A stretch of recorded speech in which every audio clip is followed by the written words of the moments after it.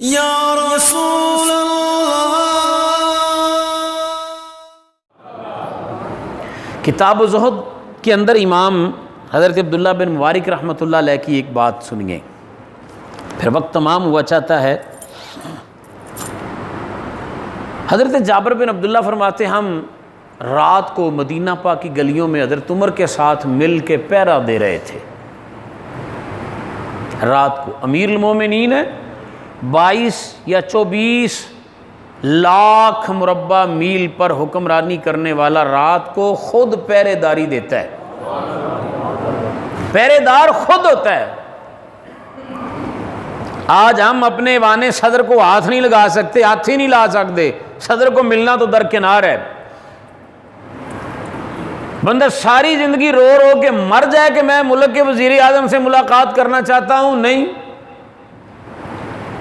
جہاں ہمارے ان وزراء نے آنا ہو، پورے علاقے کی پولیس سیکورٹی ادارے ہائی الرٹ ہوتے ہیں کہ کہیں ان کو کوئی بندہ نقصان نہ پہنچا دے،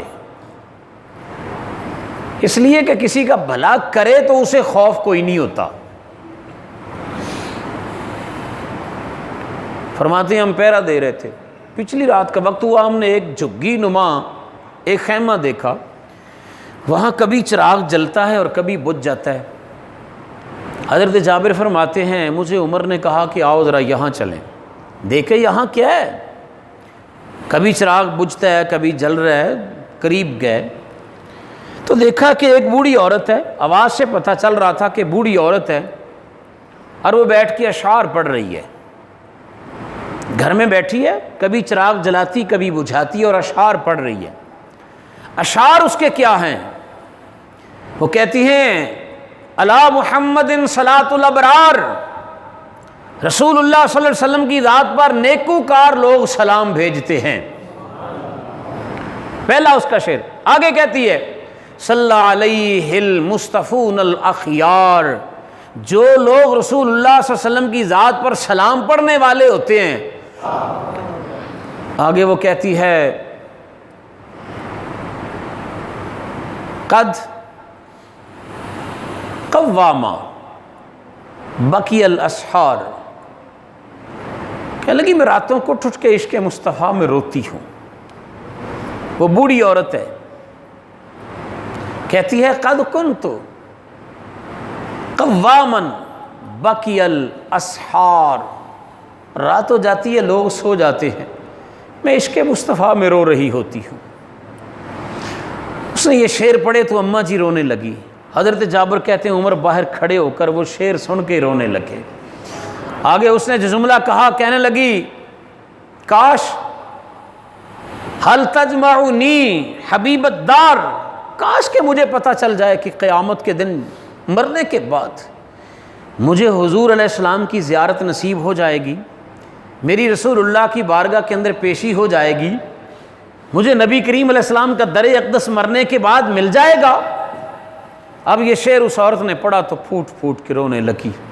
حضرت عمر بھی باہر کھڑے رونے لگے۔ جب تھوڑا سکون ہوا تو پھر سلام کیا اماں کو، اماں جی سلام، السلام علیکم۔ اس عورت نے کوئی جواب نہیں دیا۔ دوبارہ پھر سلام کہا، کوئی جواب نہیں آیا۔ تیسری مرتبہ پھر سلام کیا۔ اماں جی نے پوچھا کون ہے؟ کہا عمر ہوں۔ عمر کو اس وقت مجھ سے کیا کام، عمر کو مجھ سے کیا غرض؟ کہا اماں جی اللہ تیرا بھلا کرے، ہمیں اجازت تو دے اندر آنے کی، اجازت تو دے اندر آنے کی، امیر المومنین تھا نا۔ کہا اجازت ہے آ جائیں۔ کہتے ہیں ہم اس خیمے میں داخل ہوئے، اماں جی کو دیکھا، بوڑھی عورت ہے، آنکھوں میں آنسو ہیں، عشق مصطفیٰ چہرے سے نظر آتا ہے۔ حضرت عمر کہنے لگے اماں جی وہ شعر جو ابھی حضور کی شان میں پڑھے ہیں وہ مجھے دوبارہ تو سناؤ سر۔ حضرت جابر فرماتے ہیں اس بوڑھی اماں جی نے جب اشعار پڑھے تو اماں بھی روئی، میں بھی روئے، پر ہم سب سے زیادہ جناب عمر بن خطاب روئے وہ اشعار سن کے۔